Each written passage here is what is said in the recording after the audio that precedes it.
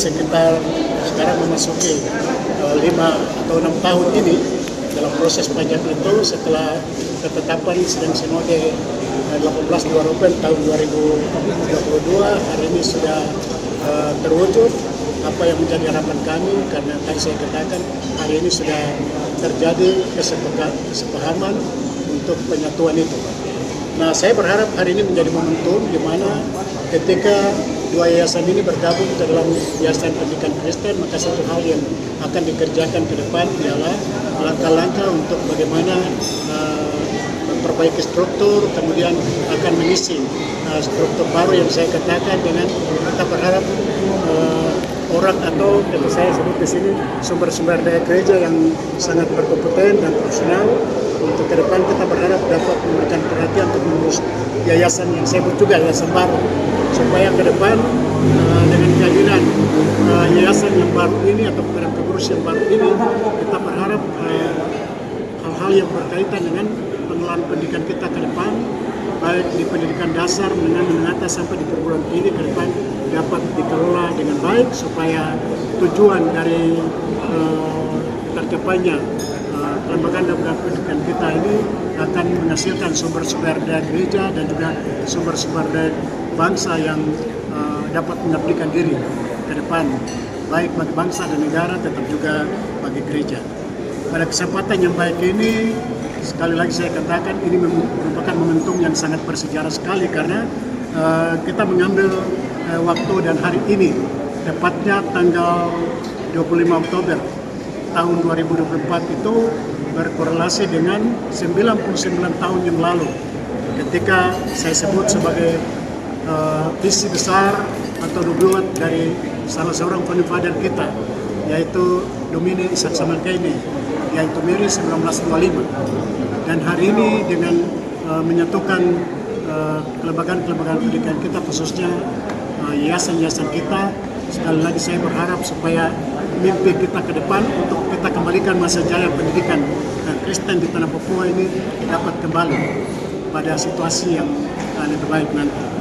Nah, terima kasih sekali lagi saya katakan untuk atau sampaikan ya kepada mereka semua yang telah memberikan sumbangsi pikiran, tetapi juga waktu, tenaga, dan hari ini kita telah melihat hasil dari apa yang kita impikan bersama.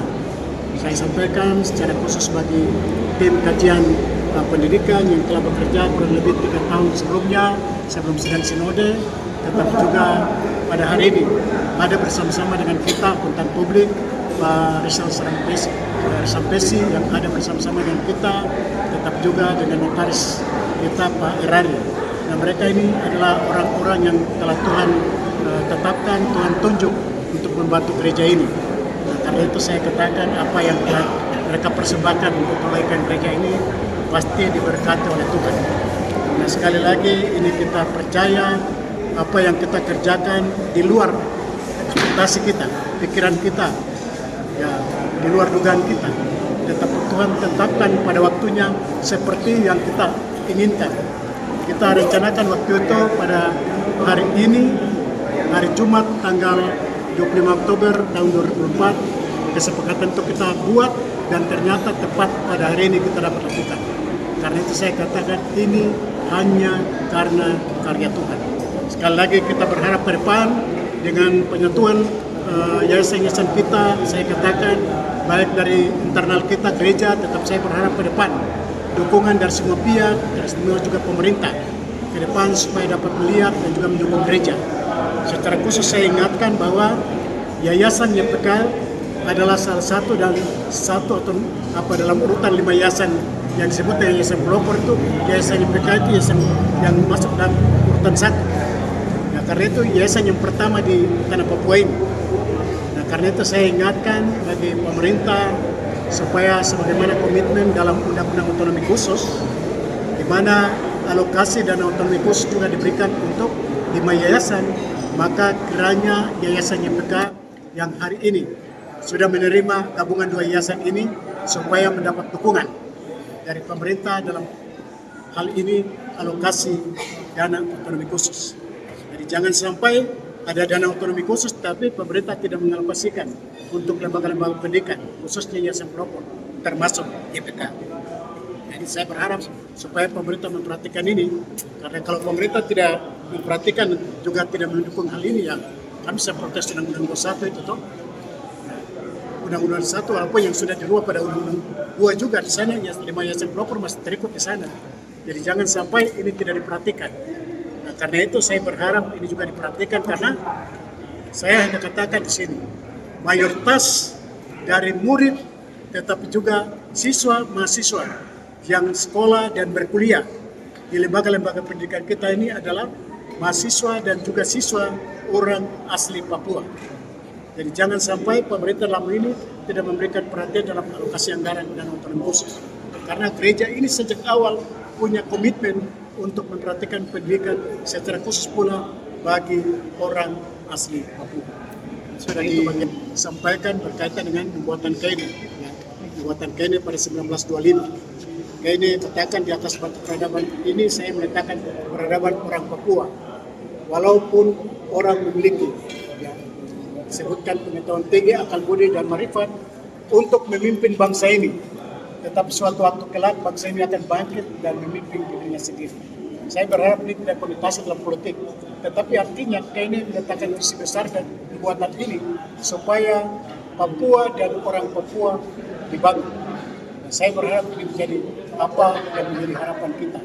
Dan hari saya katakan ini sudah terwujud dan realisasi dan mimpi KNI ini ke depan harus kita jaga bersama untuk membangun di negeri ini. Terima kasih.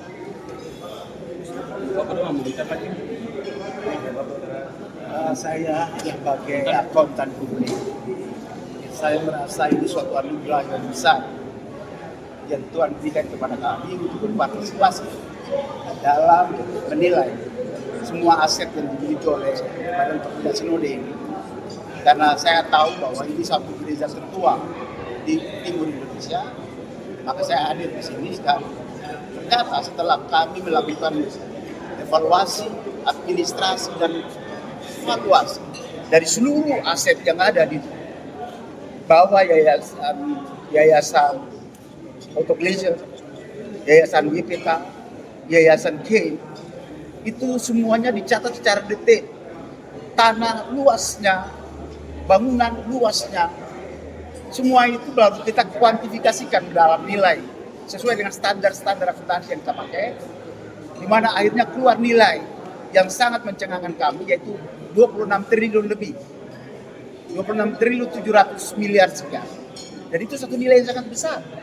Kalau kita sandingkan dengan pembangunan daerah-daerah di tempat lain, mungkin sekitar 10-20 kabupaten kota punya anggaran pembangunan tidak sampai 26 triliun. Itu suatu tantangan paling besar bagi perkembangan kita. Oleh karena itu, dengan dasar ini, mungkin Badan Pekerja Sinode akan membentuk satu yayasan pengelola manajemen aset, supaya aset itu bernilai pada Papua. Saya kira itu dari kami. Terima kasih, Tuhan berkati. Ya, mungkin saya boleh tambah sedikit juga ya. Yang tadi saya katakan tentang pembuatan KNI itu, saya ingatkan kita sebagai warga gereja. Pembuatan KNI itu, KNI bernubuat di dalam gereja ini. Artinya bahwa warga GKI disiapkan dalam semua level kepentingan dan tanggung jawab. Nah, karena itu sebagai gereja dan juga jemaat-jemaat GKI saya mengingatkan ya, supaya kita juga memberikan perhatian dan dukungan bagi anak-anak GKI kita. Hari ini mereka juga ikut dalam kontestasi pilkada. Artinya bagi saya pembuatan KNI juga bagi gereja ini dan juga bagi anak-anak GKI. Karena itu mohon dukungan dan juga perhatian kita supaya apa yang KNI buatkan juga bagi anak-anak GKI kita betul-betul mereka harus menerima tanggung jawab. Jadi saya ingatkan bagi anak-anak GKI ketika menerima tanggung jawab kepercayaan dari masyarakat, dari istimewa dari Tuhan, kerjakan tanggung jawab itu dengan baik. Terima kasih Bapak. Kalau begitu cukup. Oh ya.